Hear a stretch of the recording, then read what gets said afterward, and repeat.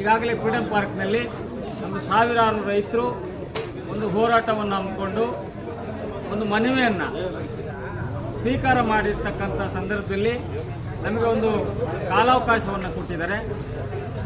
ಇನ್ನು 25ನೇ ತಾರೀಕುವರೆಗೆ ಕಾಲಾವಕಾಶವನ್ನು ಕೊಟ್ಟು ಸಚಿವರು ಮತ್ತು ನಮ್ಮ ಭೂಮಿಗಳನ್ನು ಸರ್ವೆ ಮಾಡ್ತಕ್ಕಂಥ ಕೆಲಸವನ್ನು ಮಾಡ್ತೇವೆ ಅಂತ ಹೇಳಿದ್ದಾರೆ.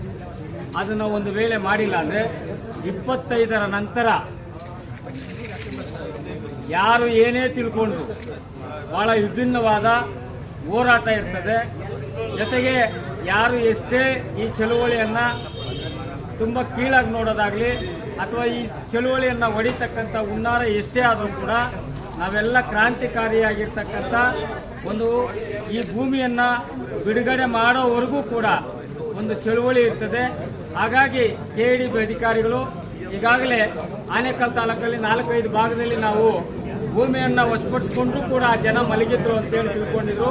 ಆದರೆ ಈಗ ಮಹಿಳೆಯರ ಆದಿಯಾಗಿ, ಮಕ್ಕಳ ಆದಿಯಾಗಿ, ವಿದ್ಯಾರ್ಥಿಗಳ ಆದಿಯಾಗಿ ಎಲ್ಲ ಜನ ಎಚ್ಚೆತ್ತುಕೊಂಡಿದ್ದಾರೆ.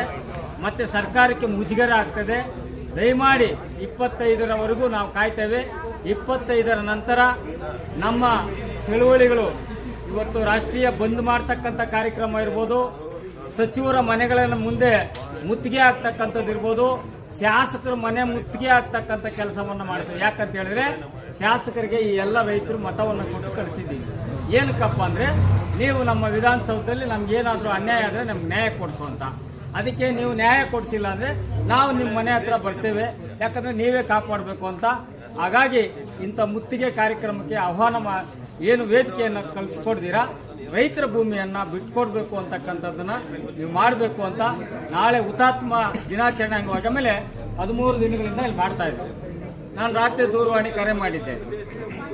ಈ ಸಂದೇಶವನ್ನು ಸರ್ಕಾರದ ಮಟ್ಟಕ್ಕೆ ಮಾಡ್ತಕ್ಕಂಥ ಯಾರಪ್ಪ ಅಂತ ಹೇಳಿದ್ರೆ ಇಲ್ಲಿನ ಸ್ಥಳೀಯ ಅಧಿಕಾರಿಗಳು, ವಿಲೇಜ್ ಅಕೌಂಟೆಂಟ್ ಏನು ಮಾಡ್ತಾ ಇದ್ದಾನೆ 13 ದಿನದಿಂದ.